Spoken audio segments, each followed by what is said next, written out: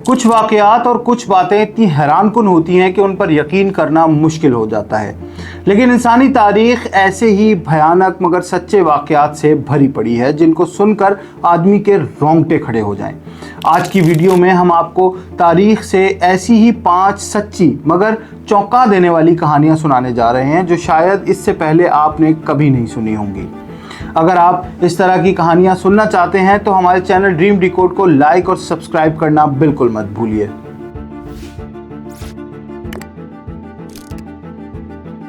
15वीं और 16वीं सदी को अत्तालवी निशाते सानिया यानी इटालियन रेनेसेंस का दौर कहा जाता है। ये वो ज़माना था जब इटली का कल्चर और आर्ट पूरे यूरोप बल्कि पूरी वेस्टर्न दुनिया पर छाया हुआ था। लियोनार्डो डिविंची और माइकल एंजेलो इसी दौर में पैदा हुए और पूरी दुनिया को ऐसा मास्टर क्लास आर्ट वर्क दिया जो इससे पहले इंसानों ने कभी नहीं देखा था। लेकिन इसी 200 साल के दौरान एक बहुत ही भयानक वाकया हुआ। 1494 में यूरोप में एक ऐसी बीमारी फैल गई जिसने लोगों को रियल लाइफ ज़ॉम्बीज बना दिया। ये एक ऐसी खतरनाक बीमारी थी जिसमें आदमी के सर और चेहरे से सारा गोश्त आहिस्ता आहिस्ता उतर जाता था। ज़रा सोचिए कि हर तरफ आपको ऐसे लोग नज़र आने लगे जिनमें किसी की नाक नहीं होती, किसी के कान नहीं थे और किसी के तो पूरे चेहरे पर गोश्त ही नहीं होता था। इस ज़माने में फ्रांस और इटली में ये मंज़र बहुत आम था। अगर आप उस ज़माने में यूरोप जाते तो ऐसा लगता जैसे हर तरफ हॉरर मूवीज़ वाले ज़ॉम्बीज़ फिर रहे हों। इस बीमारी का नाम है साइफिलिस और ये एक जिनसी मुंतकिल शुदा बीमारी है। उस वक्त एंटीबायोटिक्स दरियाफ्त नहीं हुई थी और इसीलिए सिफिलिस एक जानलेवा बीमारी भी थी। ये बीमारी सबसे ज़्यादा जिस्म फरोश औरतों में पाई जाती थी और इसीलिए 16वीं सदी के बाद इंग्लैंड और यूरोप में जिस्म फरोशी को सख्ती से रेगुलराइज करना शुरू कर दिया गया। कुछ लोगों का ये भी कहना है कि ये खुदा की तरफ से एक डिवाइन पनिशमेंट थी उस बेहयाई पर जो उस वक्त यूरोप में फैली हुई थी। खैर 1906 में पहली बार इस बीमारी का एंटीडोट दरियाफ्त हुआ और फाइनली इंसानों को इस बीमारी और इसके अलामात से निजात मिल गई। दूसरी कहानी है हेनरी हावर्ड होम्स की, जिसे H.H. होम्स के नाम से भी जाना जाता है और ये अमेरिका के पहले और बदनाम तरीन सीरियल किलर्स में से एक है। होम्स 1861 में न्यू हैम्पशायर में पैदा हुआ। कहा जाता है कि उसे बचपन से ही हड्डी के ढांचों और मौत से एक अजीब सी दिलचस्पी थी। स्टूडेंट लाइफ में होम्स काफ़ी ब्राइट स्टूडेंट था और इसने यूनिवर्सिटी ऑफ मिशिगन से मेडिकल की डिग्री भी हासिल की और फिर 1886 में शिकागो में एक फार्मेसी पर काम शुरू किया। कुछ ही सालों में उसने उसी फार्मेसी को ख़रीद लिया और फिर उससे आने वाले पैसों से 1890 में शिकागो में एक होटल की तामीर शुरू की जहां पर वो एक घिनौना खेल खेलने जा रहा था। इस होटल को ऐसे डिज़ाइन किया गया था कि इसके सारे दरवाजे सिर्फ बाहर से ही खुल सकते थे और एक और अजीब बात यह थी कि इस होटल में कोई खिड़की भी नहीं थी, जिसकी वजह से यहाँ से फरार होना या भागना तकरीबन नामुमकिन था। सारे कमरे साउंड प्रूफ थे और हर कमरे के नीचे ऐसे बेसमेंट्स थे जहाँ पर मरने वालों की लाशों को फेंका जाता था। इस होटल की तामीर के दौरान होम्स ने बहुत से तामीराती मजदूरों को हायर किया, फिर इन्हें निकाल दिया और नए वर्कर्स रखे ताकि किसी को ये अंदाज़ा ना हो सके कि वो क्या करने जा रहा है। ये होटल बाद में मर्डर कैसल के नाम से मशहूर हुआ। इस घिनौने खेल का आगाज़ हुआ 1893 में।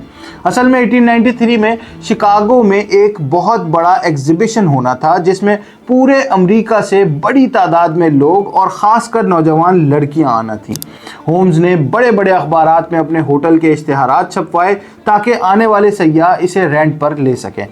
बहुत सारे सयाहों ने इस होटल के कमरे बुक करवाए, लेकिन इस होटल में आने वाला कोई भी जिंदा वापस ना जा सका। जब भी गायब होने वाले सयाहों के रिश्तेदार या जानने वाले होटल पर आते तो होम्स इन्हें वो रजिस्टर दिखाता जिसमें उन सयाहों की एग्जिट डेट दर्ज होती थी। आहिस्ता आहिस्ता इस होटल के आसपास रहने वाले लोगों को ये बात चुभने लगी कि जो भी सयाह इस होटल में जाता है वो वापस नहीं आता।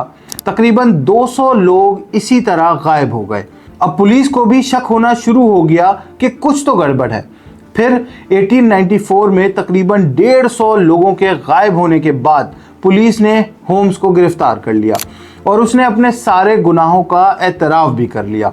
इसके मुताबिक लोगों को कत्ल करना इसका एक फैशन था जिसके बारे में वो कुछ नहीं कर सकता था। आखिरकार 1896 में 200 लोगों को बेदर्दी से मारने के इल्ज़ाम में होम्स को फांसी दे दी गई। अगर ये कहानी आपके लिए खौफनाक थी तो अगला वाक़या शायद आपके होश उड़ा दे। सिर्फ 32 साल की उम्र में आधी से ज़्यादा दुनिया को फतह करने वाला सिकंदर आज़म को कौन नहीं जानता। सिकंदर की मौत हमेशा से मौरखीन के लिए एक मुअम्मा रही है। कोई कहता है कि इसे जहर दिया गया, कोई कहता है कि इसे मलेरिया हुआ और किसी के मुताबिक इसे टाइफाइड हुआ जिससे इसकी मौत हुई। लेकिन एक हालिया तहकीक के मुताबिक सिकंदर की मौत इनमें से किसी भी बीमारी से नहीं हुई थी, बल्कि इसकी मौत तो हुई ही नहीं थी और इसे तो असल में ज़िंदा दफना दिया गया था। न्यूजीलैंड के डैंडियन स्कूल ऑफ मेडिसिन के डॉक्टरों के मुताबिक इस खौफनाक दरियाफ्त की वजह है सिकंदर के अलामात और तारीखी रिकॉर्ड के मुताबिक 29 मई 323 बीसी को सिकंदर ने एक दावत का एहतमाम किया और उसमें उसने खूब शराब पी। अगले ही दिन 30 मई को उसे शदीद बुखार हो गया और पूरे जिस्म में दर्द होने लगा। लेकिन सिकंदर को यही लगा कि शायद ये लंबे सफ़र की थकन है और अगले दिन भी उसने काफ़ी ज़्यादा शराब पी ली। इसी रात को सिकंदर को फालिज का हमला हो गया। डॉक्टर कैथरीन के मुताबिक सिकंदर को असल में गैलियन बारे सिंड्रोम नामी दिमागी बीमारी हुई थी, जिसमें आपके जिस्म का इम्यून सिस्टम अपने ही नर्वस सिस्टम पर हमला करता है और इसके नतीजे में मरीज़ मुकम्मल तौर पर मफलूज हो जाता है।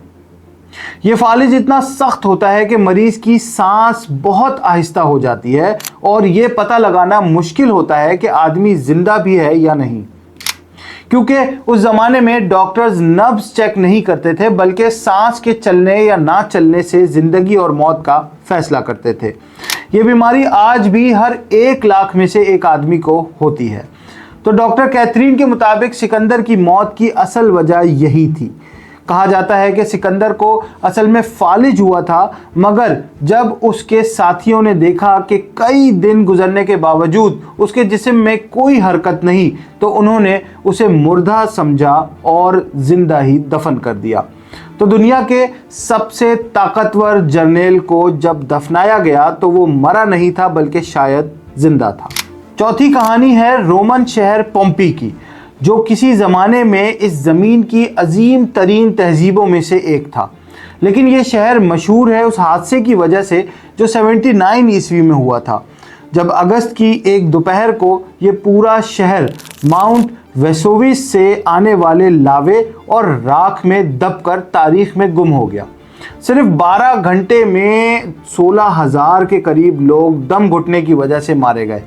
इस हादसे के बारे में तो बहुत से लोग जानते हैं, मगर पोम्पी से भी बुरा अंजाम हुआ था उसके पड़ोसी शहर हेरकुलिनियम का।